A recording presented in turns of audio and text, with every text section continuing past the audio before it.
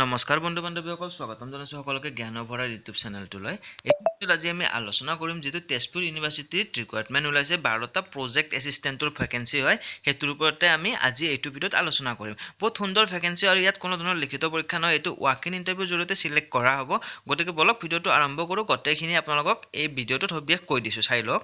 এয়া আপোনালোকে স্ক্ৰীনত দেখিব পাইছে, Tezpur university has released an official recruitment notification for 12 project assistant position.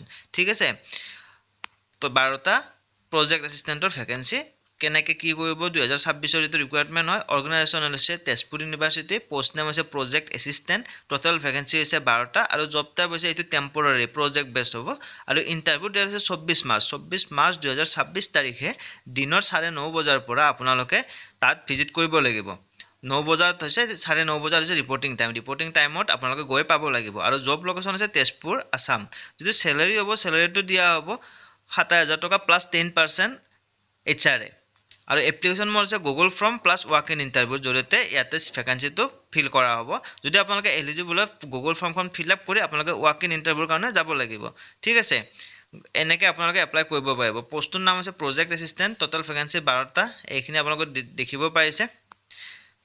আৰু ইণ্টাৰভিউ যিটো ভেন্যু হৈছে, ভেন্যুটো ইয়াতে দিয়া আছে SAIC বিল্ডিং, তেজপুৰ ইউনিভাৰ্চিটিত যিটো SAIC বিল্ডিং আছে তাত হৈছে ইণ্টাৰভিউটো কণ্ডাক্ট হ'ব।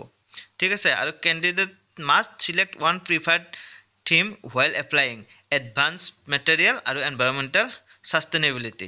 এডুকেশ্যনেল কোৱালিফিকেশ্যন ইয়াতে চাওক, আপোনালোকে দেখিব পাইছে। এডুকেশ্যনেল কোৱালিফিকেশ্যন মই কৈ দিছোঁ, চাওক অকণমান স্ক্ৰল ডাউন কৰিলে। বেচেলাৰ ডিগ্ৰী ইন ছায়েন্স নতুবা 3 বছৰৰ ডিপ্ল'মা লাগিব, ইঞ্জিনিয়াৰিং এণ্ড টেকন'লজি। ঠিক আছে, তো এইখিনি কেটেগৰী হ'লে আপোনালোকে এপ্লাই কৰিব পাৰিব। আৰু এজ লিমিট দিয়া আছে নট মোৰ দেন 50 ইয়াৰ্ছ, 50 বছৰৰ ওপৰত হ'ব নোৱাৰিব। এয়া আপোনালোকে দেখিব পাইছে। Selected candidate will receive 27,000 per month plus 10% HRA পাব। আৰু ডিউৰেশ্যন অফ দ্য প্ৰজেক্ট দিয়া আছে ইনিচিয়েলি 1 year অৰ আনটিল ফাৰ্ডাৰ অৰ্ডাৰ। যদি এনে ইনিচিয়েলি 1 yearত থাকিব, কিন্তু এইটো হয়তো এক্সটেণ্ডেড হ'বও পাৰে 2030লৈকে। ইয়াত দিয়া আছে আপোনালোকে ডিপেণ্ডিং অন পাৰফৰ্মেঞ্চ বেছ, পাৰফৰ্মেঞ্চৰ ওপৰত ডিপেণ্ড কৰি এইটো এক্সটেণ্ড কৰাও যাব পাৰে।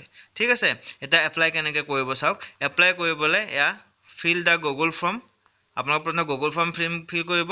তাৰপিছত download and complete the application form, appear for the walk in interview on 24 March 2026 at 9:30 AM।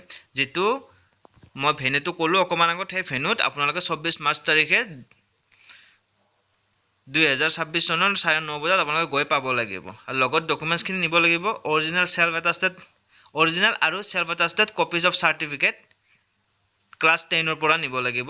Caste certificate, যদি কাষ্ট আছে কাষ্ট চাৰ্টিফিকেট, যদি এক্সপেৰিয়েঞ্চ আছে এক্সপেৰিয়েঞ্চ চাৰ্টিফিকেট, আৰু ৰিচেণ্টলি আপডেটেড চিভিখন লাগিব, আৰু ভেলিড ফটো ID প্ৰুফ। ঠিক আছে, তো এইখিনি হ'লে আপোনালোকে এপ্লাই কৰিব পাৰিব।